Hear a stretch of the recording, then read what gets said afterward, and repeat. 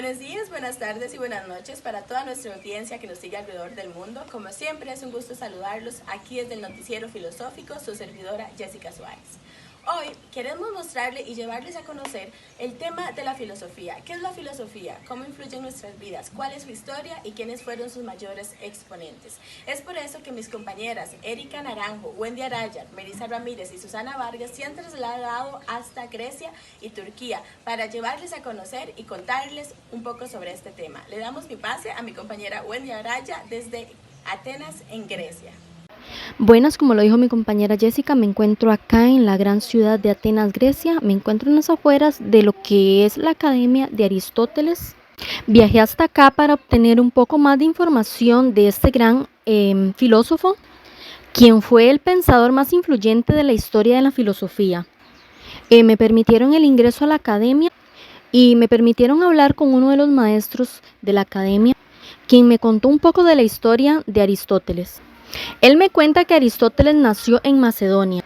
Su padre fue médico del rey Amitas III de Macedonia, lo cual influiría en lo largo de su vida. A la muerte de sus padres, Aristóteles, con 17 años, fue enviado por su tutor a Atenas, por entonces un importante centro intelectual del mundo griego, para que estudiara en la Academia de Platón, quien ya tenía fama esparcida por toda Grecia. Allí permaneció por 20 años aprendiendo de la mano de su maestro. Aristóteles construyó un sistema filosófico propio. Previa a ello, sometió a crítica la teoría de las ideas de su maestro.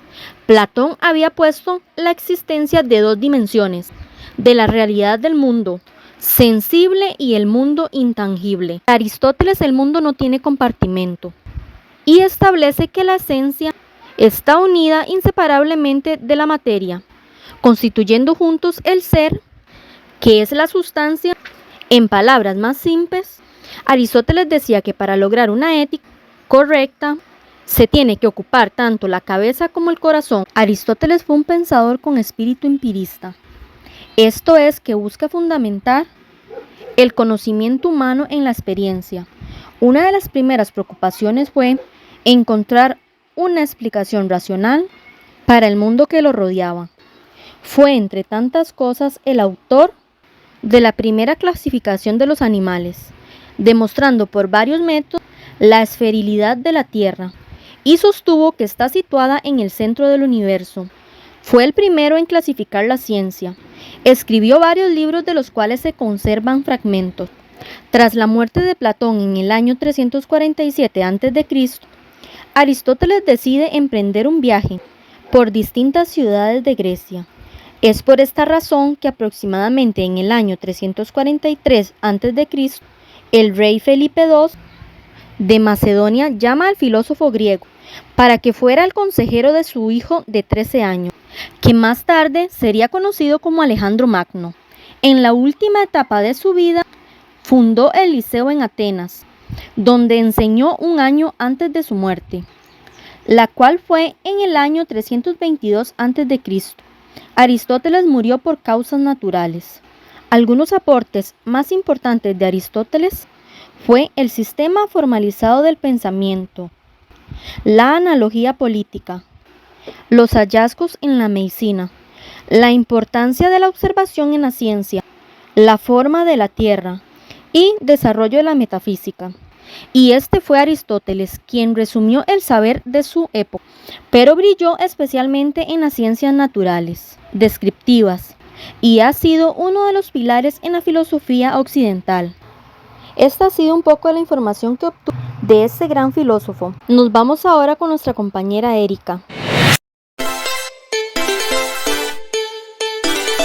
Muchas gracias, compañera, por este pase tan especial.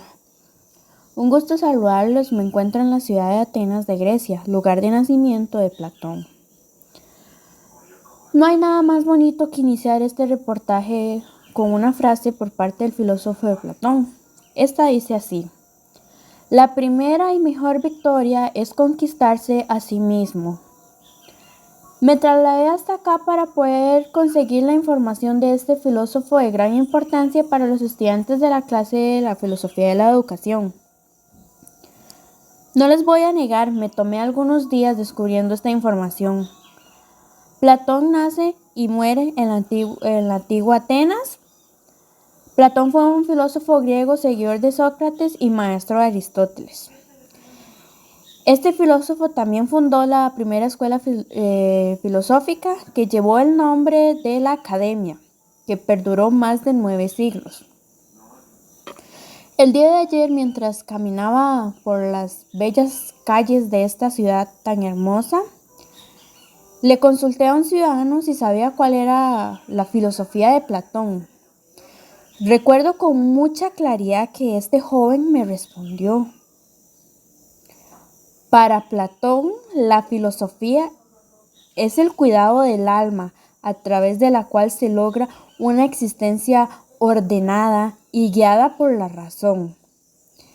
La filosofía acerca a la idea de Dios y a la racionalidad absoluta. En conclusión, con toda esta información que recolecté desde la ciudad de Atenas, puedo decir que para el filósofo de Platón, la filosofía nunca fue solo un asunto teórico, sino que también una vida completamente práctica. Muchas gracias por la atención. Le doy el pase a la compañera Mariela. Hoy me encuentro en Aydin de Turquía, que fue el lugar de nacimiento de este gran filósofo, mejor conocido como Tales. Es un territorio denominado Mileto, perteneciente a la antigua Grecia y actual territorio de la costa occidental de Turquía. Yo viajé hasta acá para buscar información y conocer más sobre este gran filósofo Tales de Mileto. Lo que obtuve fue que él fue un gran filósofo, matemático, geómetra, físico y un espectacular legislador griego. Él es también reconocido por romper con el uso de la mitología para explicar al mundo y el universo. Él fue cambiándolo en su lugar por explicaciones naturales mediante teorías e hipótesis naturalistas y considerado el iniciador de la especulación científica y filosófica griega occidental, aunque su figura y sus aportaciones estaban rodeadas de grandes incertidumbres, al igual que otros filósofos. Pero aquí en este hermoso lugar también encontré la escuela reconocida como Mileto o Jónica, que es más que nada reconocida como la escuela de filósofos, que fue fundada en el siglo VI a.C. Sus estudios abarcan profundamente en el área de la geometría, al igual que el álgebra lineal, la geometría del espacio y algunas ramas de la física, tales como la estática, la dinámica y la óptica. Él también fue el primero en dar la magnética y el mineral, que atrae metales. No alcanzó a explicar del todo esta atracción magnética. Su razonamiento se basa más que nada en atribuciones de vida o alma al elemento, pero sin embargo llegó a construir una tímida y maravillosa ciencia protoeléctrica, a la que él nombró como hoy en día se le conoce como el magnetismo. Eso sería todo de mi parte. Desde aquí, desde el hermoso lugar de Turquía, le doy el pase a mi compañera Susana. Muchas gracias, Mariela. Buenas tardes. Me he trasladado a la ciudad de Atenas, Grecia, para poder recopilar información sobre Sócrates, un filósofo griego considerado como uno de los más importantes de la filosofía occidental y mundial, fundador de la filosofía moral. Tuve el privilegio de conversar con algunos ciudadanos de Atenas acerca de Sócrates. Y me cuentan que Sócrates nació en Alopose, Atenas, antigua Grecia, en el año 470 a.C. Su padre fue un escultor y su madre fue una partera. Desde pequeño llamó la atención de los que le rodeaban por la agudeza de su razonamiento y su facilidad de palabra.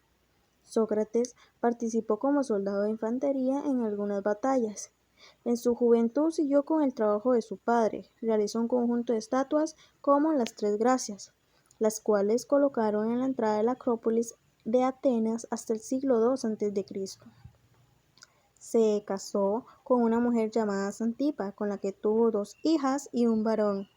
En cuanto a su apariencia, Sócrates era de pequeña estatura, vientre prominente y ojos camaleónicos. En algunas ocasiones se le describe como un hombre rechoncho y de aspecto desalineado. Cuando Sócrates se dedicó a filosofar, la cuestión moral del conocimiento del bien estuvo en el centro de sus enseñanzas, con lo que imprimió un giro fundamental en la historia de la filosofía griega. Su reflexión se enfocó en el ser humano, especialmente en la ética. No escribió ningún libro, porque creía que cada uno debía desarrollar sus propias ideas. Lo que se sabe de él es por escritos de sus discípulos, Platón y Jenofonte. Al parecer, buena parte de su vida, Sócrates la dedicó a deambular por las plazas y mercados. Tomaba a los campesinos o artesanos como interlocutores y sostenía con ellos largas conversaciones. En esta conducta pertenecía a la esencia de su sistema de enseñanza, la mayéutica. La mayéutica fue su más grande mérito, un método inductivo que le permitía llevar a sus alumnos a la resolución de los problemas que se le planteaban por medio de hábiles preguntas, cuya lógica iluminaba el entendimiento. Comenzaba con la exaltación de la sabiduría de su interlocutor, y Sócrates se presentaba como un ignorante. Luego proponía un tema a discutir, elogiaba la respuesta de su interlocutor y luego se oponía con varias preguntas, que ponía en duda la respuesta del interlocutor, que finalmente reconocía que no conocía nada sobre la cuestión. Este logro era un punto esencial de su método, pues no puede enseñarse nada a quien ya cree saberlo todo. Para Sócrates, la sabiduría era saber que no se sabe nada, que el conocimiento era fundamental en la vida del ser humano y que todo ser humano aspira a la felicidad y solo una conducta virtuosa nos lleva a esta. En el año 399 a.C. fue acusado de no creer en los dioses y corromper a la juventud. Condenado a muerte, le hicieron tomar una planta llamada cicuta y murió a la edad de 70 años.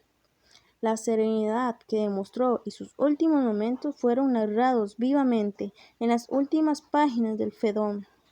En cuanto a su defensa durante el juicio, Platón escribió Apología de Sócrates. Posteriormente, a modo de reconocimiento, la Academia Moderna de Atenas colocó una estatua suya en la entrada de la institución. Y para finalizar este reportaje, voy a compartirles una frase muy reconocida de Sócrates. Solo sé que no sé nada. Esto ha sido todo de mi parte. Volvemos con Jessica Suárez al estudio. Muchas gracias, Susana, por su pase de regreso al estudio y muchas gracias también a todas las otras compañeras por habernos llevado en este viaje tan maravilloso, por habernos hecho insertarnos en estos países, en estas historias, en tanta riqueza sobre la filosofía, en todo su proceso histórico y aprender más de sus exponentes. La filosofía, aunque nosotros a veces no analizamos y entendemos esa palabra como un concepto complicado, difícil, realmente es una cosa que nosotros usamos diariamente y cada persona adopta un tipo de filosofía en su vida, inclusive inconscientemente.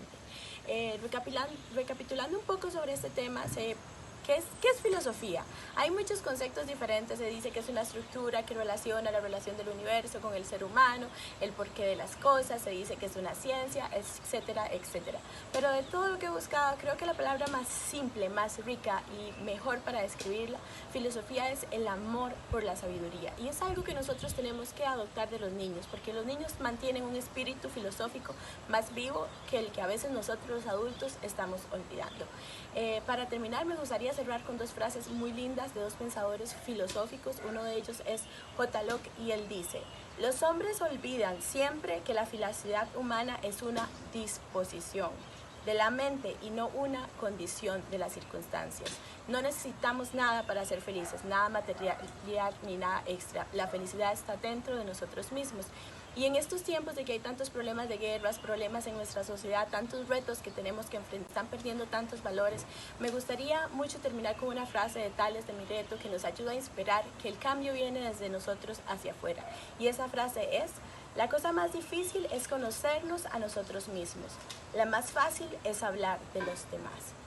Muchas gracias por su tiempo, muchas gracias por compartir con nosotros y espero que reflexionen sobre esas frases y desde cada uno de nosotros aportemos más a este maravilloso planeta para ser mejores humanos y ser mejores personas en esta sociedad. Muchas gracias.